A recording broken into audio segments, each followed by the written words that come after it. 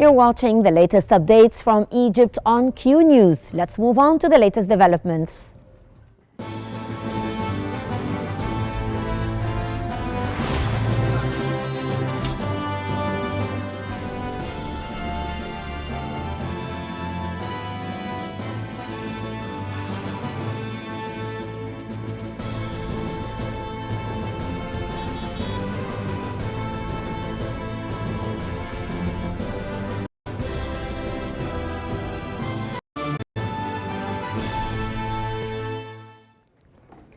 President Abdel Fattah el-Sisi met with leaders of major international industrial companies at the third edition of the International Annual Industrial Forum and Exhibition in Egypt, held from November 25th till the 27th.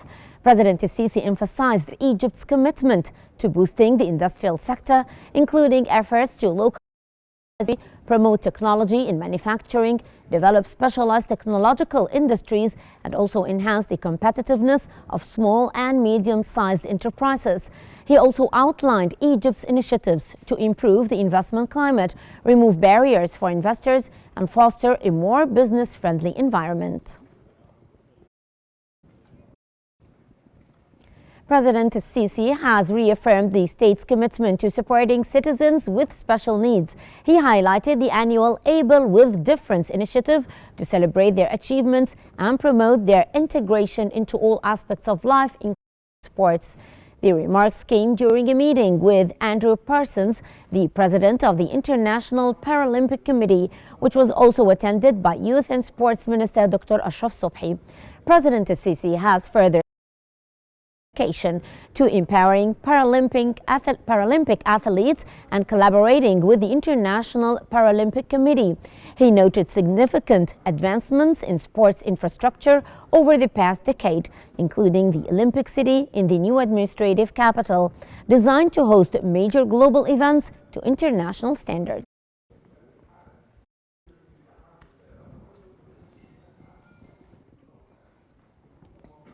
Deputy Prime Minister and Minister of Health, Dr. Khalid Abdel Ghaffar, has opened an international workshop in collaboration with the European Centre for Disease Prevention and Control to share expertise on combating hepatitis C.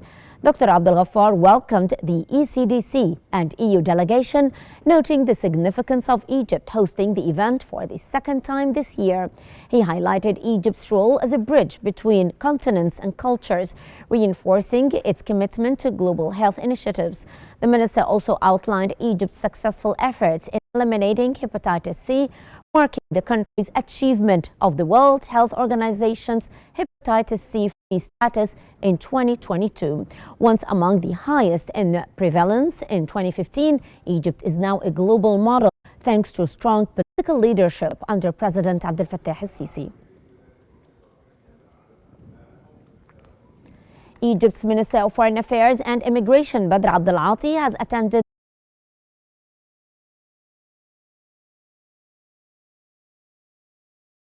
The meeting focused on the escalating situation in Gaza and Lebanon. Abdel Ati condemned Israel's ongoing aggression in Gaza and violations of international law, stressing Egypt's firm opposition to any attempts to displace Palestinians.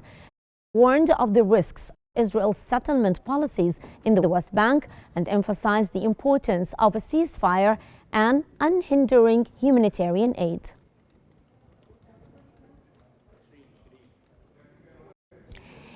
Foreign Minister Badr Abdel Ati and the United States Secretary of State Blinken have discussed coordinating efforts to escalate tensions in the Middle East. That came as the two discussed the latest developments in the ceasefire negotiations for Gaza and Lebanon on the sidelines of the G7 foreign ministers meeting in Italy. Abdel Ati emphasized the dangers of Israel's aggressive policies and called for unhindered humanitarian aid to Gaza, a conference in Cairo on December the 2nd. The Egyptian foreign minister stressed that regional stability requires Palestinian rights and the end of Israeli occupation. Additionally, they discussed the implementation of UN Security Council Resolution 1701 for Lebanon. Egypt's Foreign Minister Badr Abdelati has emphasized Egypt's commitment to Sudan's stability and the importance of respecting its sovereignty.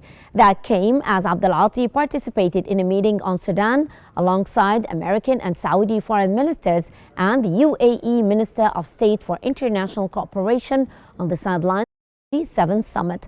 Abdelati stressed the need for donor countries to fulfill their humanitarian pledges and highlighted Egypt's efforts to facilitate aid delivery and host a Sudanese political conference in 2024.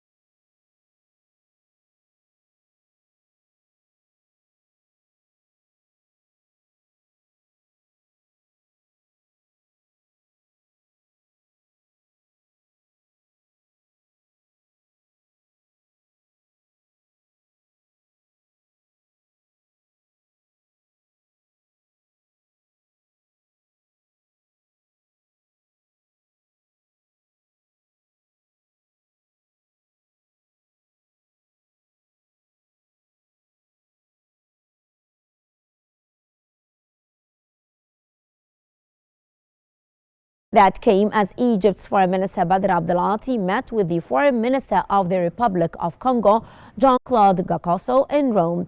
Gakoso conveyed President Denis Sassou Nguesso's greetings to Egyptian President Abdel Fattah el-Sisi and expressed Congo's desire to strengthen bilateral relations with Egypt. The ministers discussed enhancing cooperation in areas like agriculture, education, infrastructure, and regional security.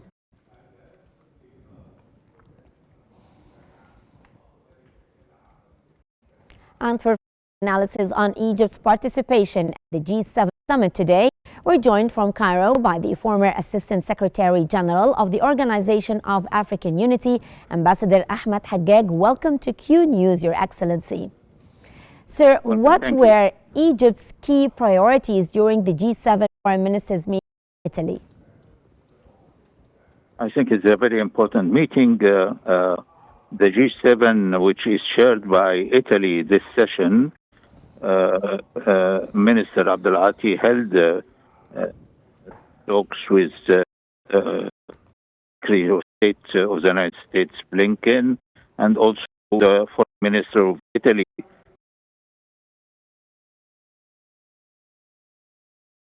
Traditional relations with Egypt. I think the both sides are trying to furthermore those bilateral relations.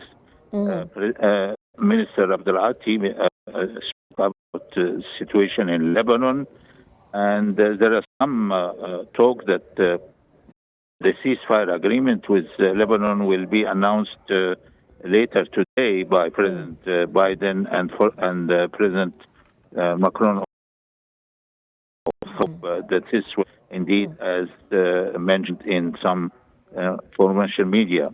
And also Minister Abdelati gave a review about Egypt's position, about the situation in Gaza and the necessity to allow access without any hindrance of food supplies, fuel to the people of Gaza, especially in the northern of Gaza, which is deprived for several weeks now from any supplies from whatever part of the Organization of the United Nations.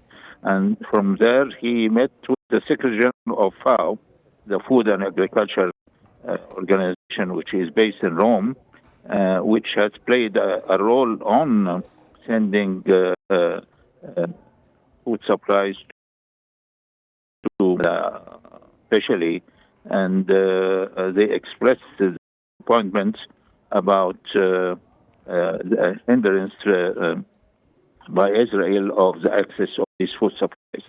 So I think it is a good meeting, and Minister Abdelati put forward before the G7, the most important advanced countries in the world.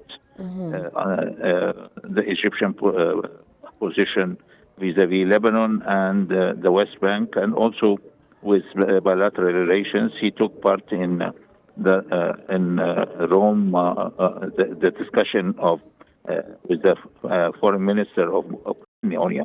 The foreign minister of Ukraine was in Egypt a few weeks ago, and President Abdelati mentioned that Egypt is looking to with Ukraine, which is an important food supply in the world, and especially with Egypt. Yes. Ambassador Hagag, what are the specific goals of Egypt's collaboration with Italy in areas like food security, energy, and migration? I'm sorry, can you repeat the question again? I was asking you, what are the specific goals of Egypt's collaboration with Italy in areas like food security, energy, and migration, in your own opinion? Italy and Egypt, as I mentioned before, have old traditional ties. Even during the Second World War, the King of Italy came and took over even in Egypt. And after the war, during the Republican era in Italy, was an important commercial partner, and we used to have periodic and regular consultation with Italy, the government, Italy, the Ministry of Foreign Affairs, on different issues, not only on bilateral.